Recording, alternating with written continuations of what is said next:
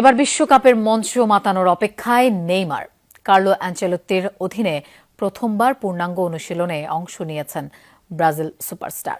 সতীর্থ মার্তিনেল্লি বললেন, চোট কাটিয়ে মাঠে নামতে পুরোপুরি প্রস্তুত নেইমার। সব ঠিক থাকলে স্কটল্যান্ড ম্যাচ দিয়ে 3 বছর পর জাতীয় দলের জার্সি গায়ে মাঠে নামতে যাচ্ছেন নেইমার জুনিয়র।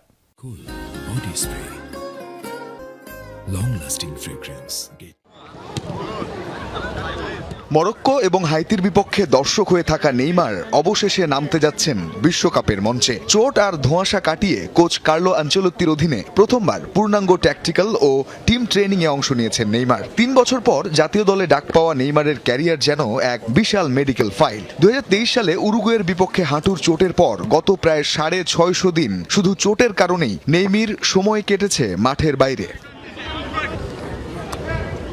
তবে এবার কাফ ইনজুরিকে হারিয়ে স্কটল্যান্ডের বিপক্ষে মাঠে নামতে মরিয়া ব্রাজিলিয়ান সুপারস্টার। যদিও নেইমার মাঠে নামবেন কিনা সেই সিদ্ধান্ত একান্তই কোচ আনচেলোত্তির, তবে নেইমারের সাথে অনুশীলন সেরে সতীর্থ গ্যাব্রিয়েল মার্তিনেল্লি বললেন, ফেরার জন্য পুরোপুরি প্রস্তুত নেইমি।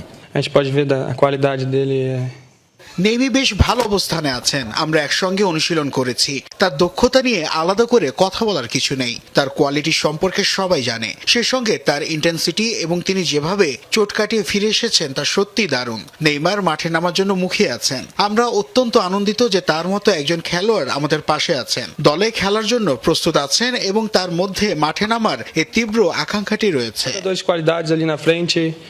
তবে একদিকে নেইমারের ফেরার স্বস্তি, অন্যদিকে রাফিনিয়ার ইনজুরির অস্বস্তিও রয়েছে সেলেসাও শিবিরে। ফিলাডেলফিয়ায় হাইতির বিপক্ষে ব্রাজিলের দাপুটে জয়ের ম্যাচে প্রথমার্ধের শেষ দিকে ডান পায়ের উরুর পেশিতে চোট নিয়ে মাঠ ছাড়েন বার্সা ফরওয়ার্ড।